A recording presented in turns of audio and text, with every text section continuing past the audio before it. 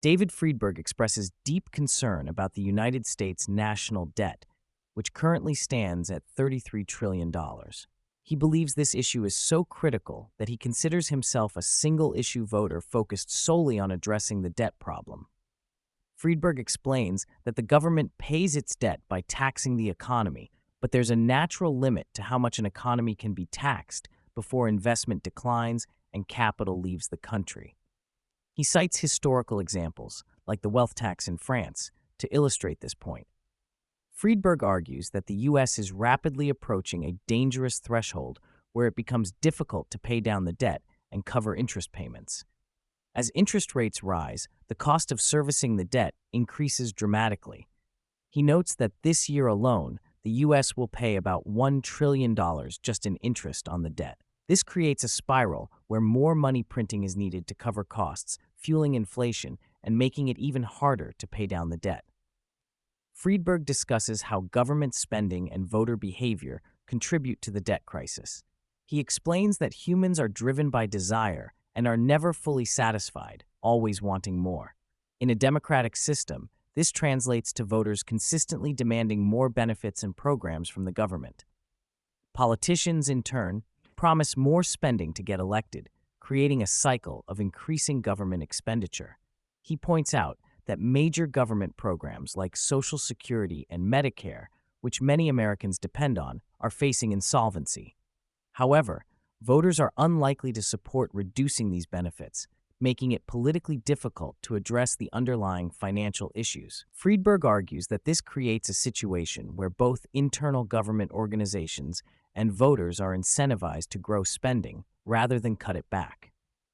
The conversation turns to the topic of money printing and its relationship to inflation. Friedberg explains that when the government needs money beyond what it collects in taxes, it issues bonds. The Federal Reserve, as the central bank, can buy these bonds and essentially create money out of thin air. This increases the money supply, which can lead to inflation as more dollars chase the same amount of goods and services. Friedberg characterizes money printing as a form of legalized theft, as it erodes the purchasing power of existing dollars. He notes that while wealthy individuals can often protect themselves against inflation by investing in assets like real estate or gold, the majority of people who don't have significant assets are hurt the most by inflation. Despite the grim outlook on debt and inflation, Friedberg sees technology and innovation as potential ways out of the economic crisis. He discusses several areas of technological advancement that could drive significant economic growth and productivity gains. Fusion energy.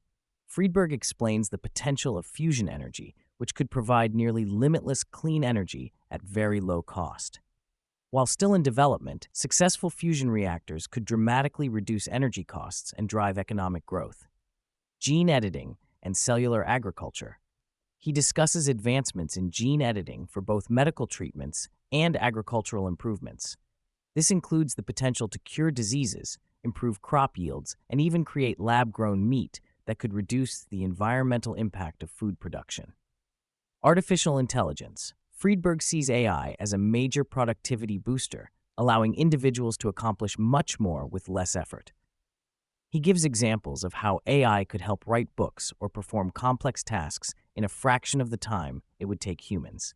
While optimistic about technology's potential, Friedberg acknowledges significant challenges to its adoption and development. He notes a growing negative sentiment towards technology in society, contrasting it with the optimism of the 1950s and 60s. He attributes this shift to various factors, including nuclear fears during the Cold War and environmental concerns. Friedberg argues that this fear of technology is leading to increased regulation and attempts to stifle innovation. He gives examples like the regulation of AI in California and bans on lab-grown meat in some states. He sees this as a dangerous trend that could prevent the U.S. from realizing the economic benefits of new technologies. Friedberg emphasizes the need for society to embrace risk and innovation rather than fear it. He argues that the United States became successful largely due to its willingness to take risks and innovate. However, he worries that as the country has become wealthier, people have become more risk-averse and less willing to accept the potential downsides of new technologies. He contrasts this with poorer nations that are more willing to adopt new technologies because the potential benefits far outweigh the risks. Friedberg believes that for the U.S. to address its economic challenges, it needs to recapture this spirit of innovation and risk-taking. The conversation touches on the importance of ideas and culture in shaping societal attitudes towards technology and economic policy. Friedberg expresses concern about a shift in what society celebrates, noting that in the past, hard work and entrepreneurship were highly valued, whereas now there seems to be more focus on victimhood and celebrity. He argues for the need to celebrate creation, innovation, and risk-taking, pointing to figures like Elon Musk as examples of successful entrepreneurs who have driven significant technological progress. However, he also acknowledges the challenges in changing cultural attitudes and the tendency for people to fear or reject new technologies. Friedberg shares his approach to problem solving, which he describes as first principles thinking. This involves questioning assumptions, asking why repeatedly, and trying to get to the fundamental truths or facts of a situation. He gives examples from his own business experiences, where challenging assumptions and breaking problems down to their core components led to innovative solutions and significant cost savings.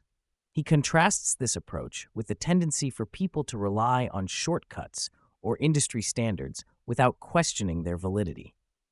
Friedberg argues that by thinking from first principles, it's often possible to find much more efficient or effective ways of doing things.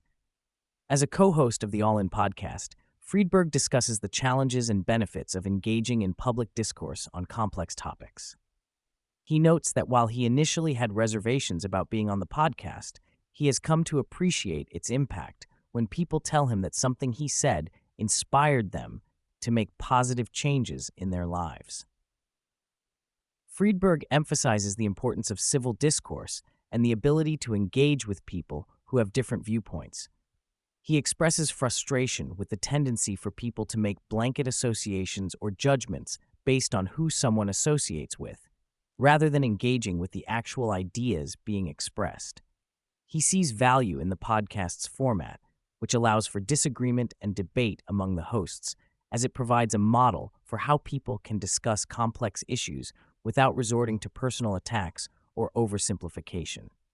Throughout the conversation, David Friedberg presents a nuanced view of the economic challenges facing the United States, particularly the national debt crisis. While he expresses serious concerns about the current trajectory, he also sees potential solutions in technological innovation and a return to a culture that embraces risk and entrepreneurship. Friedberg's perspective emphasizes the need for society to grapple with complex issues by looking at fundamental facts and principles, rather than relying on shortcuts or emotional reactions. He argues for a balanced approach that recognizes both the potential benefits and risks of new technologies and calls for a public discourse that allows for open debate and disagreement without devolving into personal attacks or oversimplification. Ultimately, Friedberg's message is one of cautious optimism. He believes that by addressing the debt crisis, embracing innovation, and fostering a culture of entrepreneurship and critical thinking, the United States can overcome its current challenges and continue to thrive. However, he stresses that this will require difficult choices, a willingness to question assumptions, and a renewed focus on long-term economic sustainability over short-term political gains.